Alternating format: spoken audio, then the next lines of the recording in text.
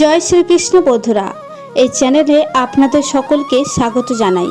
আজকের এই ভিডিওতে আলোচনা করব এমন কোন জিনিস যেটা ছাড়া স্বয়ং শ্রীকৃষ্ণের পূজা অসম্পূর্ণ থাকে, এবং সেটা কোন জিনিস সেটা ভগবান শ্রীকৃষ্ণ নিজের মুখেই বলেছেন। অনেকেই বলতে শুনেছি শ্রীকৃষ্ণ পূজায় অনেক কিছুই লাগে, তারা শ্রীকৃষ্ণ পূজায় কত কি লাগবে তার একটা বড় তালিকা নিয়ে হাতে ধরিয়ে দেয়। যাদের আর্থিক অবস্থা ভালো তাদের তো কোনো সমস্যা নেই, কিন্তু যাদের আর্থিক অবস্থা একেবারেই ভালো নয় তাদের ক্ষেত্রে এটা সমস্যা হয়ে দাঁড়ায়। তাদের অনেক সময় পূজা দেওয়ার ইচ্ছা থাকলেও তারা দিতে পারে না, আর যারা ঘটা করে শ্রীকৃষ্ণের পূজা করে তারা সবকিছু দেয়া সত্ত্বেও তাদের পূজা অসম্পূর্ণ থেকে যায়।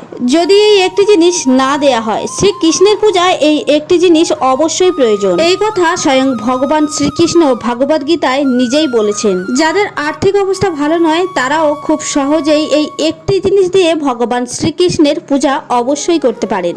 আপনারা ফল, ফুল, জল ইত্যাদি সবকিছু শ্রীকৃষ্ণের পূজায় দেয়া সত্ত্বেও যদি এই একটি জিনিস ভগবান শ্রীকৃষ্ণকে নিবেদন না করেন তাহলে সেই পূজা অসম্পূর্ণ থেকে যায়। আর এই একটি জিনিস ছাড়া ভগবান শ্রীকৃষ্ণ আপনার পুজোয় কখনোই স্বীকার করবেন না। তাহলে চলুন বন্ধুরা, দেরি না করে জেনে নেওয়া যাক যে সেই একটি জিনিস কি যেটা ছাড়া ভগবান শ্রীকৃষ্ণের পূজা অসম্পূর্ণ থেকে যায়।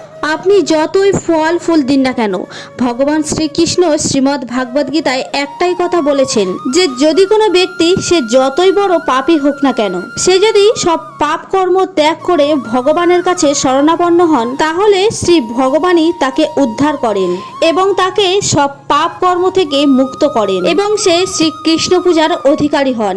এই কথা স্বয়ং ভগবান শ্রীকৃষ্ণ নিজেই গীতাতে বলেছেন। শ্রী ভগবান আরই বলেন যে আমি সর্বভূতে সমানভাবেই বিরাজ করি, আমার প্রিয় বা অপ্রিয় বলে কেউ নেই। যারা ভক্তিভাবে আমার আরাধনা করে আমি তাদের হৃদয়ে বাস করি। অনেকেই মনে করে যে ভগবানকে ফল ফুল ও জল দিয়ে পূজা করলে সেই পূজা ভগবান গ্রহণ করেন, কিন্তু এই কথা সম্পূর্ণভাবে সত্য নয়। এটা ঠিক যে ভগবান শ্রীকৃষ্ণ গীতায় বলেছেন পত্রং পুষ্পং ফলং তয়ং যো মে ভক্তা প্রযোজ্যতি তদং পুত্র পহিতং স্নাতি প্রযত্নানো। যে ভক্ত আমাকে ভক্তি ভরে পত্র, পুষ্প, জল ইত্যাদি আমাকে অর্পণ করে সেই শুদ্ধ ভক্তি সম্পন্ন নিষ্পাপ প্রেমিক ভক্তের ভক্তিপূর্বক প্রদত্ত পত্র পুষ্পাদি আমি সগুণ রূপে প্রকট হয়ে প্রীতিপূর্বক ভক্ষণ করি। এই কথা থেকেই জানা যায় যে শুধু ফল ফুল জল দিয়ে আরাধনা করলে হয় না, যেটা প্রধান জিনিস সেটা হলো ভক্তের ভক্তি, অর্থাৎ ভগবানের প্রতি ভক্তি হলো শ্রী ভগবানকে পাওয়ার একমাত্র উপায়। তাই যদি কেউ ভক্তি ভরে ফল ফুল ও জল দিয়ে শ্রীকৃষ্ণের আরাধনা করে তাহলে ভগবান সেই প্রসাদ গ্রহণ করেন। এছাড়া ভগবান বলেছে যে অন্যান্য দুরাচারীরাও যদি ভক্তির সাথে আমার ভজনা করে তবে তাকে সাধু বলে জানবে, কারণ তার সংকল্প অতি শুভ এবং সেই ব্যক্তি শীঘ্রই ধর্মাত্মা হয়ে যায় এবং শাশ্বত শান্তি লাভ করে।